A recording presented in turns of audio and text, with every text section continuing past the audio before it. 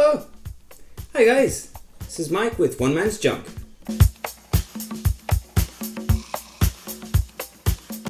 As promised, here we are guys. This is the Masters of the Universe special. I'm going to show you everything I've collected from the last year that I've been saving for Retrocon, knowing that I was going to Retrocon.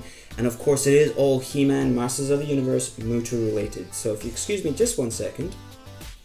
I have the power! And let's get on with the show. So you're going to notice, of course, classic Castle Grayskull, Snake Mountain, you have to bring them along. But I've decided to do something a little bit special because, of course, you know me, I want them to stick out a little bit more. So I've added this extra turret here that generally comes with the Point Dread. And on top of that, as well as, of course, all the regular accessories that come with it, I actually went a little bit above and beyond, and I managed to track down the instructions for Castle Grayskull, so that's great. And if you actually look at the instructions, it's going to detail that it comes with a weapons rack, which I have mentioned before.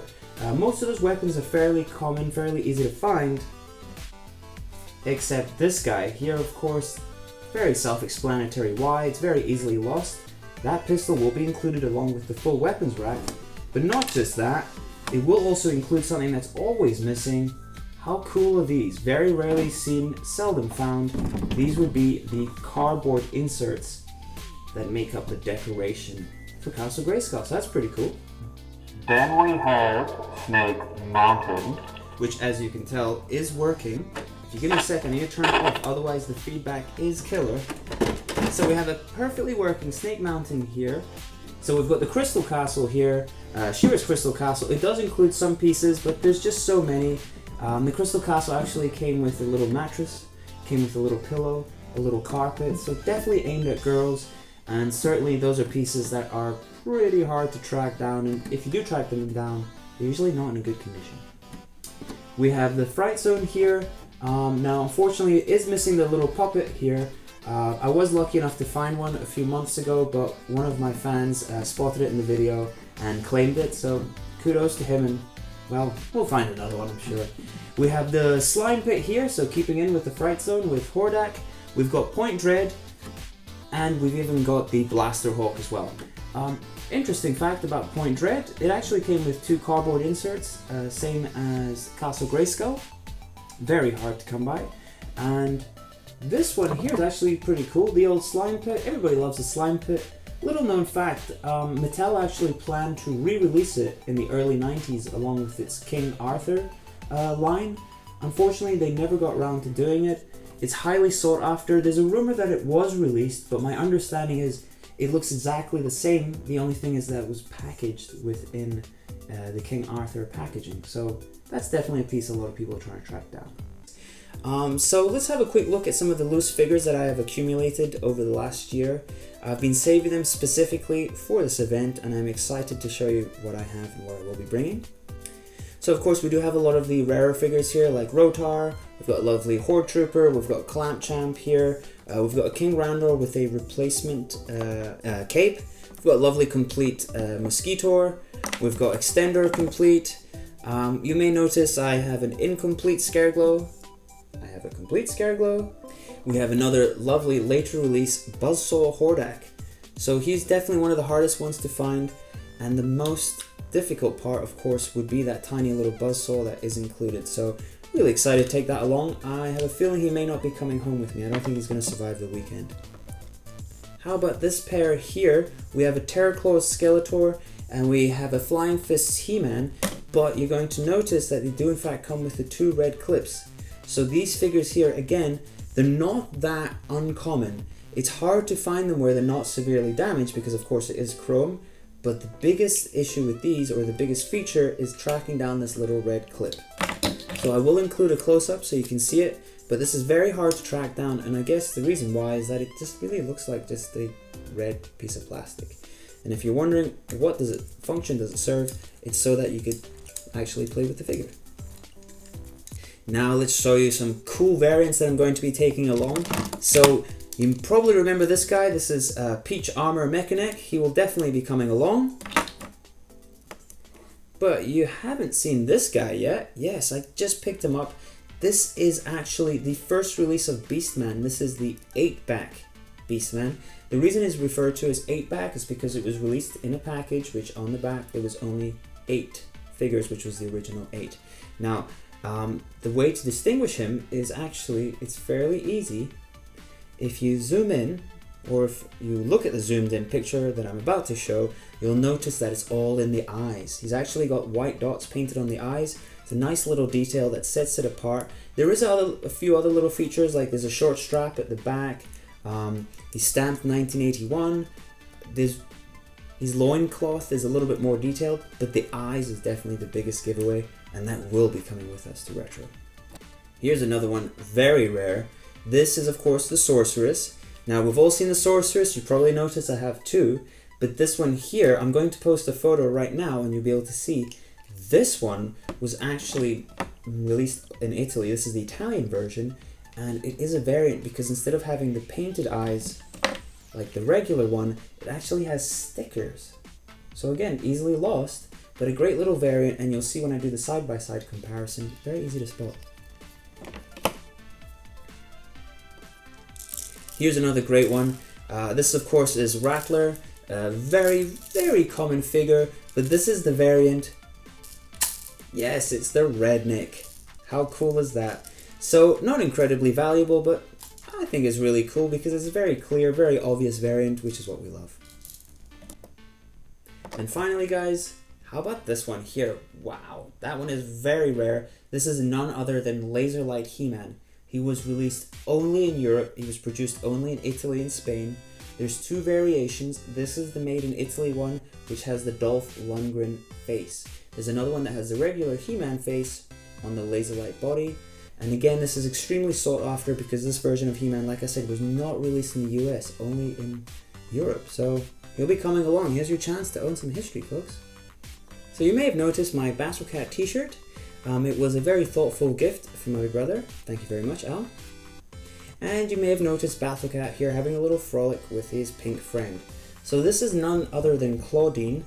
Of course, I think it's based upon the cat mold, slightly different. This is from the She-Ra line. You'll notice she is flocked, much like Panther, so that's why I'm going to be bringing her along. It's fairly tough to find a nice one where the flock is still intact. Now, interestingly enough, I'm not sure if you're aware, but the Battle Cat from the He-Man series is based upon the Big Jim Tiger and the Tarzan Panther that was released in the late 70s. Why do I mention this? Well, I will be bringing along said tiger. So you can see it's a really cool comparison piece to have. It's the same mold, of course, it is just recast, it is painted the correct colors, and it comes with the cage as well. The cage is actually really hard to find. Sticking within that, again, lesser known fact, Screech and Zor from the Masters of the Universe series, I'll show you a picture right here, they actually were based upon characters, toys that were made again for the Big Jim and Tarzan line, amongst which was the Bald Eagle and the Brown Eagle. So one of these came with a mountain adventure set, and the other one I believe came with Tarzan. I always get them confused, but the Brown Eagle is certainly a lot harder to find than the Bald Eagle. Funnily enough, there was actually talk of an unreleased figure. He's referred to as Gygor, and he was actually released under the MOTU Classics line, and the intention there was to get one of the gorillas from the Big Jim line, and then they were going to repaint it and put some armor on it, so that would have been truly cool to see. I'll try and dig out the prototype photo for that. It really is something to behold. Without further ado guys, let's have a look at some of my favorite items. So I like these items so much because they're a lot more difficult to track down. They tend to not last the test of time, and of course they were just produced just to kind of help promote the line. So you're probably looking at this and thinking, wow, this looks like the ultimate 80s party, and I have to agree with you, it probably would have been an awesome birthday party. So let's get the ball rolling here. We've got a lovely lunchbox here. Now you're going to notice here that it is, it's kind of like a plasticky fabric crossover, maybe polyester or something like that, but it is in wonderful condition. You see the decal here is gorgeous, never been used. You may remember this.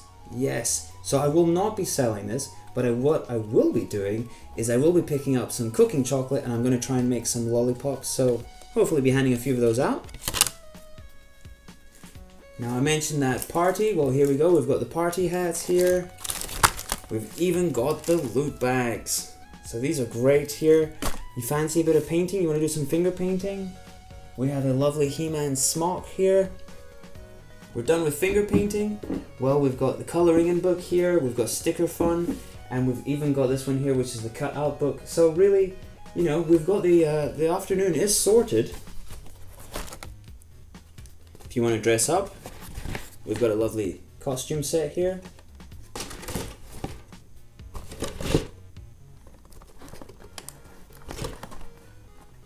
And how about this? Wow! You can listen and read at the same time here. We've got a lovely sealed set here. And if that is just too much like learning, well, grab a seat, crack open the box, and we'll play with the color forms. No more messing around. Here we go. This is the big guy here. Yes, he will certainly be coming along. Megator will be making a celebrity appearance at Zolocon.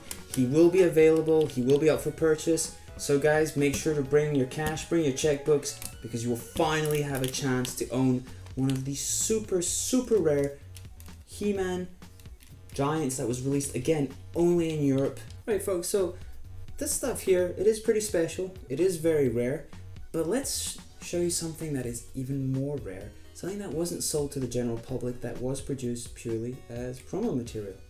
So you may remember I have this here. This is my Pride and Joy. This is the cutout from the movie. It was of course used in video rental stores. Well, I found another one that's complete. Does have a little bit of water damage, but he will be coming along, so here's your chance to own this very, very rare piece here. Wow, guys, there's rare, there's rarer, and then there's this. This is extremely rare. This is of course is a promotional poster. It wasn't sold, it wasn't distributed, it was used to advertise this event, which of course is He-Man and She-Ra on stage. Now, unfortunately, during the early 80s when this show was going on, it did not go international. Did not come to South Africa where I was, so unfortunately I didn't get to see it. But fortunately, you can still catch a performance on YouTube. You can find programs and some kind of merchandise that was sold from the show. That is highly collectible, also hard to come by. But this bad boy here, you probably won't see another one in your lifetime. Folks, I hope you enjoyed my special here on Masters of the Universe. We've seen some great stuff, we've seen some rare stuff. I just wanted to give a big shout out to Secret Game Stash. Thank you so much for the kind words and support. And thank you everybody else for watching. Please stay tuned. Please make sure to like, share, and subscribe. Thank you. See ya.